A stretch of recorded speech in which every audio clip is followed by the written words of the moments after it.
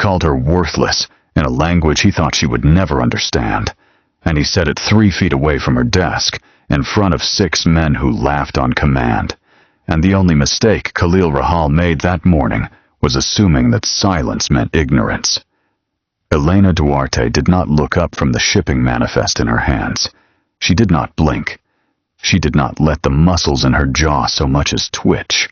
But inside her chest, something old and buried and dangerous opened its eyes for the first time in 15 years, because she understood every single word. And she had understood every word he had ever said in that language since the day she walked through the front doors of Rahal Maritime Holdings 3 months ago. He thought he had hired a quiet clerk from the compliance department. He had actually let a ghost into his house, and the ghost had been waiting a very long time. The port city of Marseille moved the way it always moved in the hour before dawn, indifferent and gray, containers stacked like sleeping giants along the water, gulls screaming over diesel fumes. Inside the glass tower that housed Rahal Maritime, 12 floors up, Khalil stood at the head of a conference table with his sleeves rolled to the forearm and his father's old silver ring catching the light every time he moved his hand. And he was not shouting. He never shouted. Shouting was for men who had lost control, and Khalil Rahal had built an empire out of never, under any circumstance, losing control. His voice, when he was angry, dropped instead of rose, folded in on itself until it became something low and precise, and far more frightening than volume could ever be.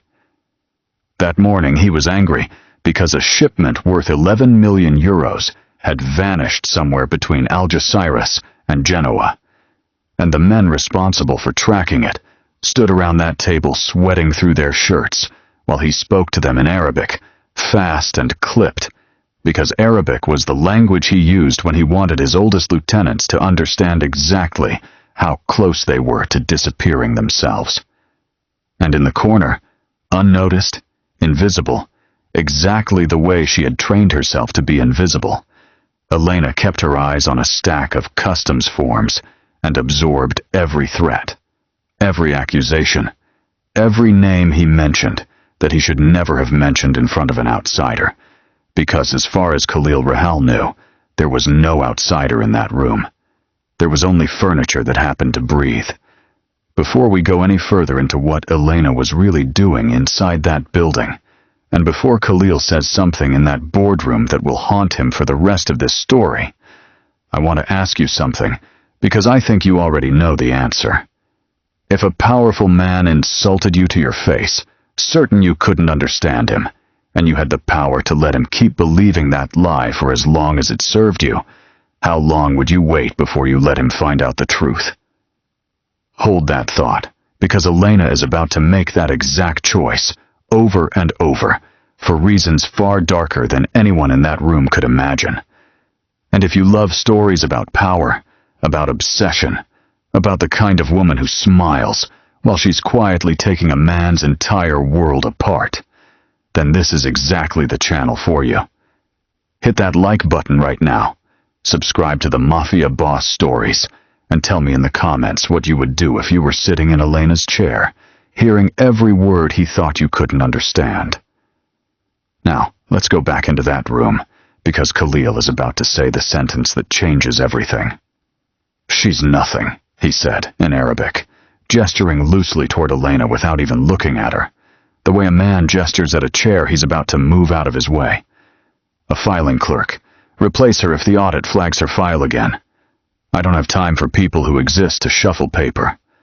One of the men, Faris, his cousin, and second in command, laughed low in his throat and added something crueler. Something about how compliance departments hired women like her, because no one would ever suspect a woman who looked like she belonged behind a library desk. Elena's pen did not stop moving across the customs form. She wrote the word verified in small, even letters, and underneath that word, in a place no one in that room would ever look, something inside her wrote a different word entirely. Remember. She had been remembering for 15 years. She was very good at it. What none of them knew, what none of them could have known, was that Elena Duarte had grown up in Amman, in a small apartment 3 streets from the old souk, the daughter of a translator named Khalil Duarte, who had spent his life moving between Spanish, English, and Arabic, the way other men moved between rooms in their own house.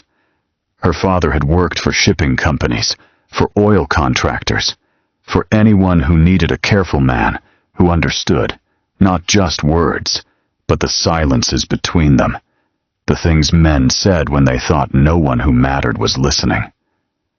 Elena had grown up doing her homework in the corner of his office, while he translated contracts and court documents, absorbing the language the way children absorb everything, without effort, without ever being told it was a gift. By the time she was 10 years old, she could follow 3 conversations happening at once, in 3 different languages, and know exactly which one contained the lie.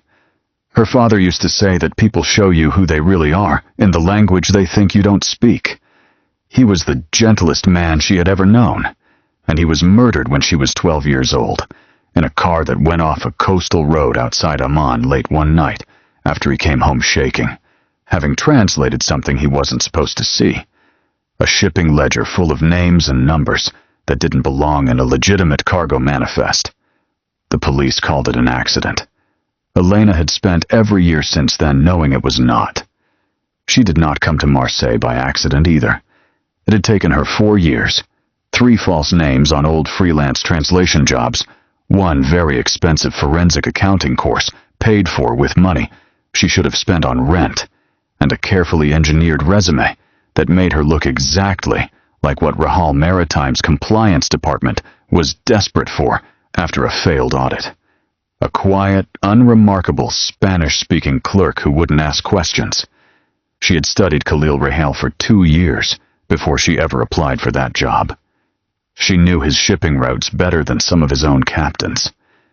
She knew that his father, Idris Rahal, had built this empire in the 90s on legitimate freight, and slowly, carefully, poisoned it with smuggled arms and stolen antiquities routed through the same ports her own father had once worked.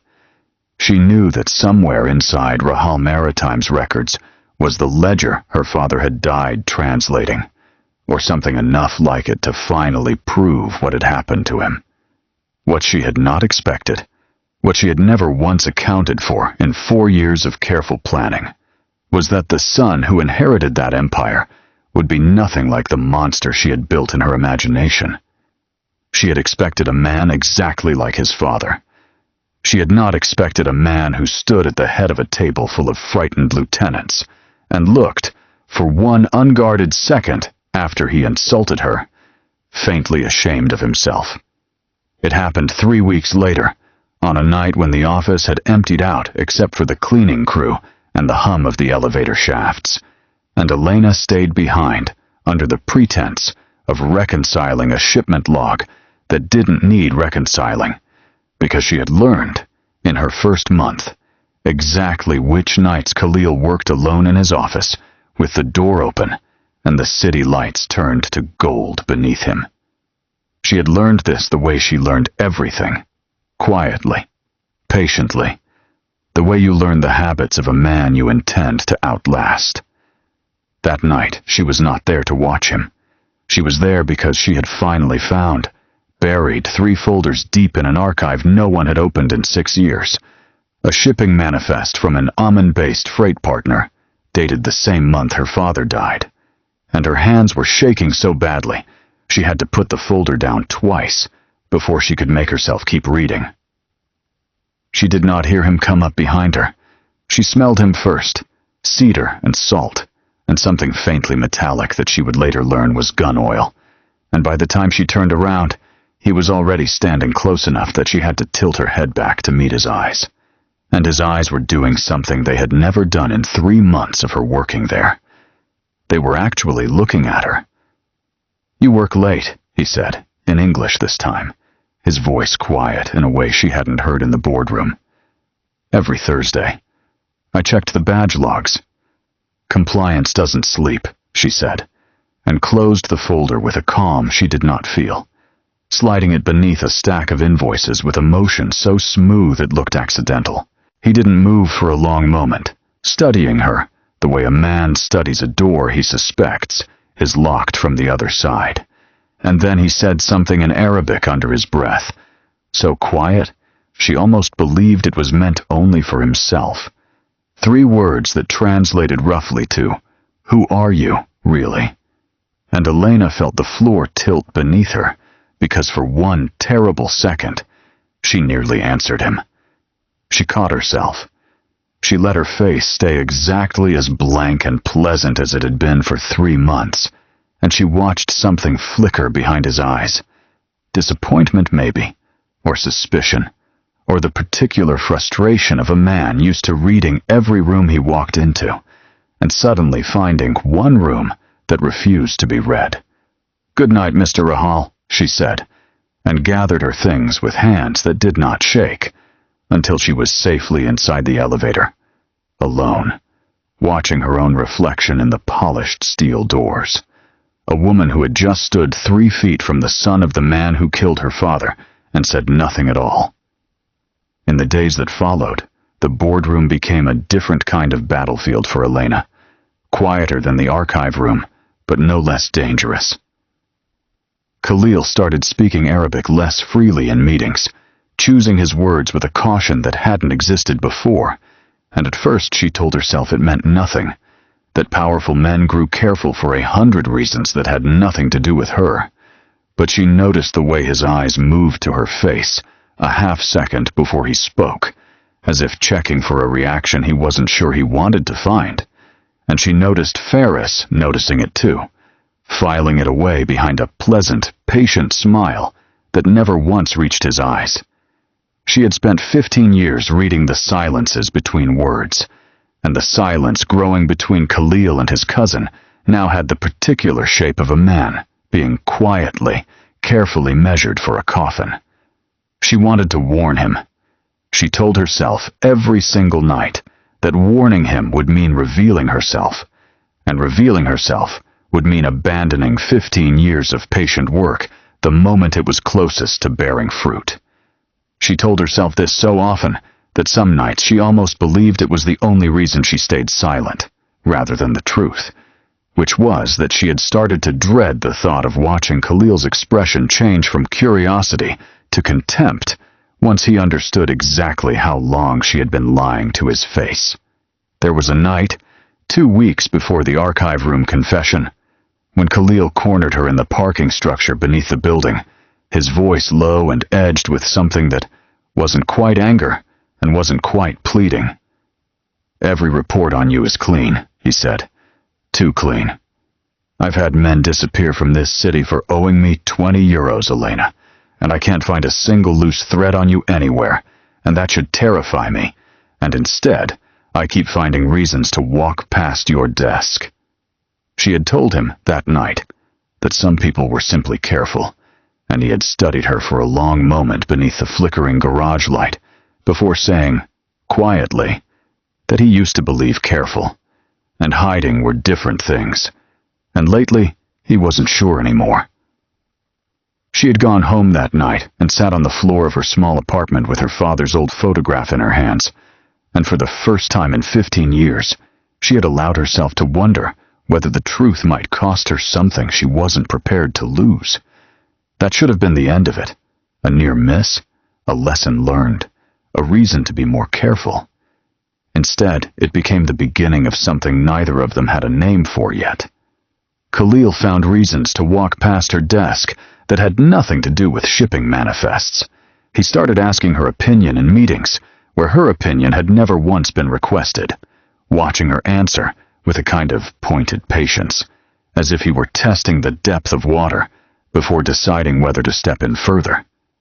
He was a man who had spent his entire adult life surrounded by people who wanted something from him, fear or money or protection, and Elena Duarte, as far as he could tell, wanted absolutely nothing, which made her the single most interesting person he had encountered in years. He did not recognize what he was feeling as obsession at first. He told himself it was curiosity, professional interest, the natural attention a careful man pays to an anomaly in his own organization. He told himself a great many things during those weeks, and every single one of them was a lie he was telling to keep from admitting the truth, which was that for the first time since his father died and left him an empire built on blood, Khalil Rahal wanted something that had nothing to do with power, and it terrified him more than any rival ever had. Elena, meanwhile, was drowning in a different kind of terror, because the closer she got to the truth buried in those archives, the closer she got to Khalil himself, and those two things were becoming impossible to separate. She had built her entire adult life around a single, clean purpose. Find the proof, expose the Rahal family, watch the empire that killed her father collapse into rubble. She had not built any contingency for the possibility that the man standing at the center of that empire would start looking at her like she was the only steady thing in a world made entirely of threats and knives disguised as handshakes. She had not planned for the low, careful way he said her name now, Elena, not Miss Duarte, as if he were testing the shape of it in his mouth. She had certainly not planned for the night he found her in the archive room again, later than before, and instead of testing her with a foreign phrase under his breath, he simply sat down across the table from her, loosened his tie, and asked her, in plain English, what she was actually looking for. She almost told him. God help her, she almost told him everything. The ledger, her father, Amen, the 15 years of grief calcified into purpose. What stopped her was Faris, walking past the archive room's open door at exactly the wrong moment, glancing in with an expression that lasted less than a second, and told Elena everything she needed to know. Faris did not like how close his cousin was sitting to the quiet clerk from compliance, and a man who did not like something in this organization did not simply complain about it. He acted. Elena had learned enough about the Rahal organization in 3 months to know that Faris Rahal was the kind of man who smiled while he calculated exactly how useful you still were to him, and the moment you stopped being useful, he stopped smiling. What Elena did not yet know, what would take another 2 weeks and one very dangerous night to uncover, was that Faris had been running his own operation beneath his cousin's for almost 2 years, selling Rahal shipping routes to a rival network out of Naples, skimming cargo, falsifying manifests, and slowly, patiently, building a case within the organization that Khalil had grown soft, distracted, unfit to lead a family that had been built on ruthlessness. Faris did not want to simply outmaneuver his cousin. He wanted to remove him entirely, cleanly, permanently, and replace him at the head of the table, and he had been waiting for the right moment, the right excuse, the right instant of weakness to make his move. Khalil's growing fixation on a compliance clerk who asked too many careful questions was, to Faris, exactly the kind of weakness he had been waiting for. The night it all came apart began like any other Thursday. Elena stayed late, as she always did, and this time Khalil did not pretend it was a coincidence when he found her. He came into the archive room and closed the door behind him, which he had never done before, and for a long moment he simply looked at her, across the dim light of a single desk lamp, his jaw tight, his silver ring catching the light as his hand curled and uncurled at his side. "I know you're hiding something," he said quietly. "I don't know what it is. I've stopped caring whether it's dangerous to me. I only care whether you're safe, and lately I can't stop thinking about you long enough to run my own company properly, and that terrifies me more than anything Faris has ever done."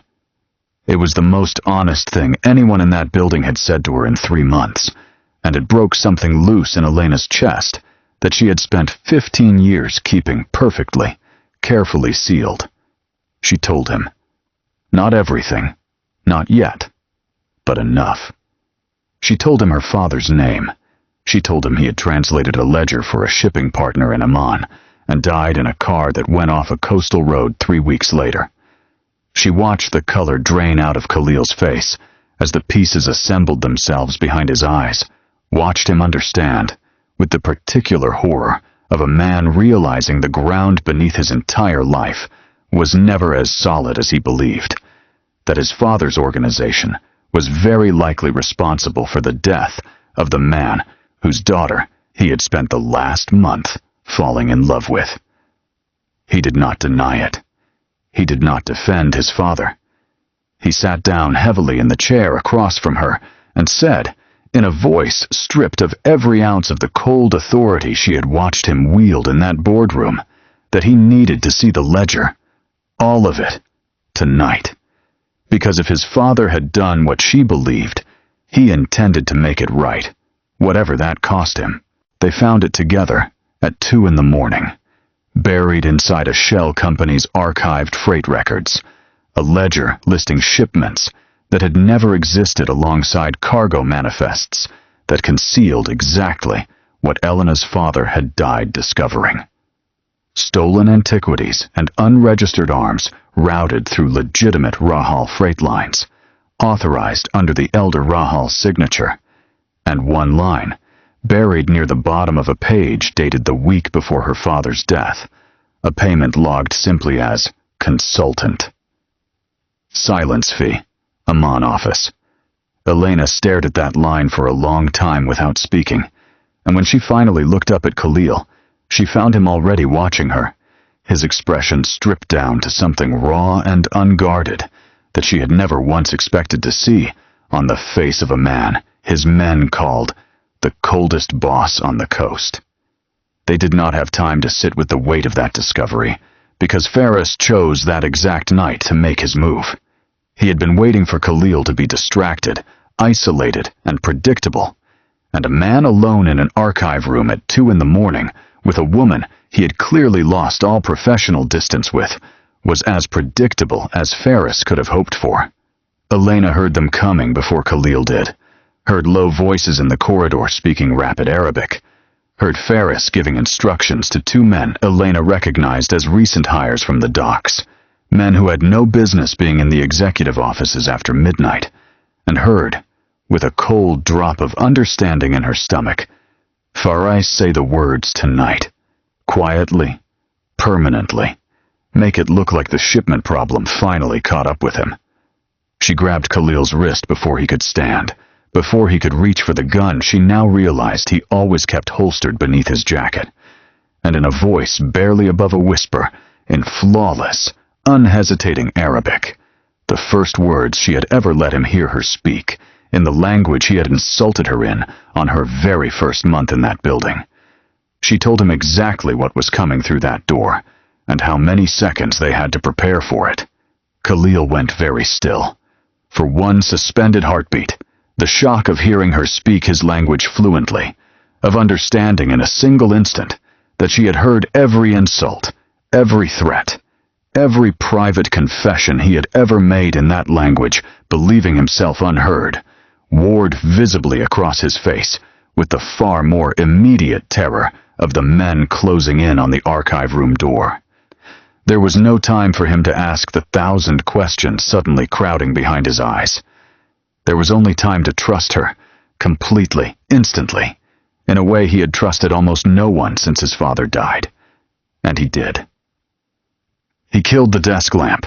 He moved them behind the heavy steel archive shelving exactly where Elena directed him, because she had spent 3 months memorizing every exit, every blind spot, every place in this building a person could disappear if they needed to, and when Ferris's men came through that door, expecting a distracted boss and an easy kill, they found an empty room, a killed light, and Khalil Rahal stepping out of the dark behind them, with a gun already raised, and a voice, low and folded in on itself, more frightening than shouting had ever been, informing his cousin's men that the only mercy on offer tonight was the mercy of a quick decision about which side of this they intended to survive on. For a moment neither of them moved, the 2 of them frozen behind the cold steel shelving, while footsteps grew closer on the other side. And in that suspended second, Elena understood, with a clarity that felt almost cruel, that she had crossed a line she could never uncross. 15 years of careful silence, undone in a single whispered sentence, spent not on her father's justice, but on saving the life of the very family she had sworn to destroy. She did not have time to regret it. There was only the tightening grip of Khalil's hand, finding hers in the dark for exactly one heartbeat, a silent promise neither of them could yet put into words, before he moved. What followed was not a clean, cinematic reckoning. It was ugly and fast, and full of the kind of fear that makes men's hands shake on triggers. And Elena, who had spent 15 years imagining herself as nothing but a quiet architect of other people's downfall, found herself instead standing at the center of violence she had never trained for, pulling a fire alarm to flood the corridor with chaos and cleaning crews and confusion, buying Khalil the 30 seconds he needed to disarm one man and force the truth out of the other before security, alerted by the alarm, finally arrived. Ferris was not in the building. He had, as men like him always do, sent others to do the killing so his own hands would stay clean enough to inherit what was left. But the man Khalil disarmed talked quickly, thoroughly, the way frightened men do when the alternative is far worse than betrayal, and by dawn, Khalil Rahal knew exactly where his cousin was hiding, and exactly how long Ferris had been selling him out. The reckoning that followed took 3 days, and Elena watched Khalil become, in those 3 days, someone she had not fully seen before. Not the cold authority of the boardroom, not the unguarded man in the archive room, but something in between.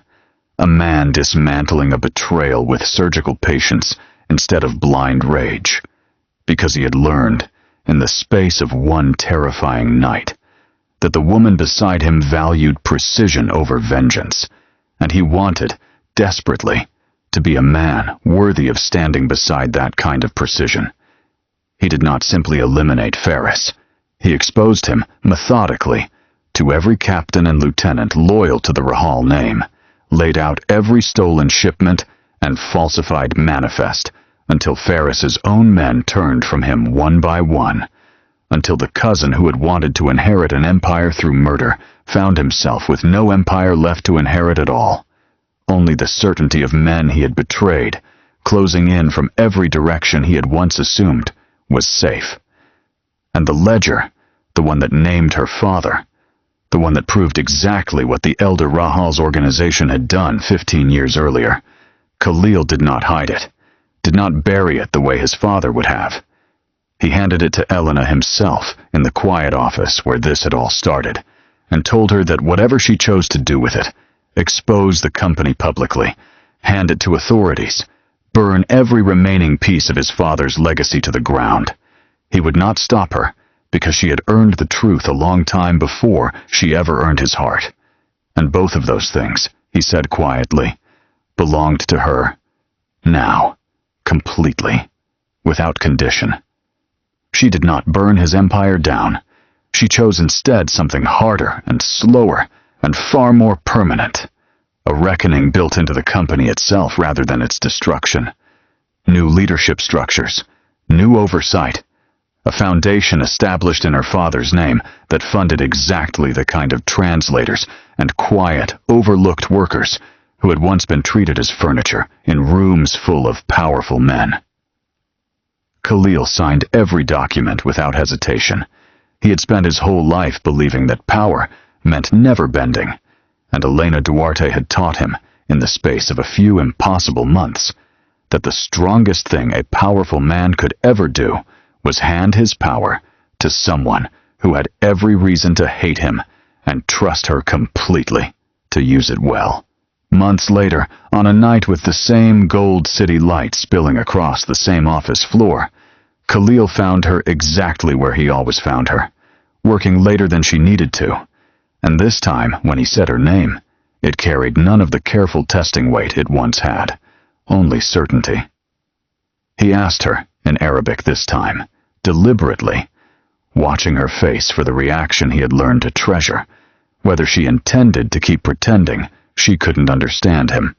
Elena looked up at him, at the man who had once called her nothing in a language he thought was a wall between them, and instead built a bridge, and answered him in the same language, steady and unhidden and entirely her own, that she had understood every word from the very first day, and she had simply been waiting, all this time, for him to become a man worth answering honestly. If you were captivated by Elena's hidden strength and Khalil's dark, unraveling obsession, don't forget to hit that like button. We love bringing you these intense stories filled with betrayal, power, and unexpected twists. What would you have done in Elena's shoes, sitting silently in that boardroom while a powerful man insulted you in a language he never imagined you understood? Drop a comment below and let us know. Make sure to subscribe to the Mafia Boss Stories and turn on notifications so you never miss a story.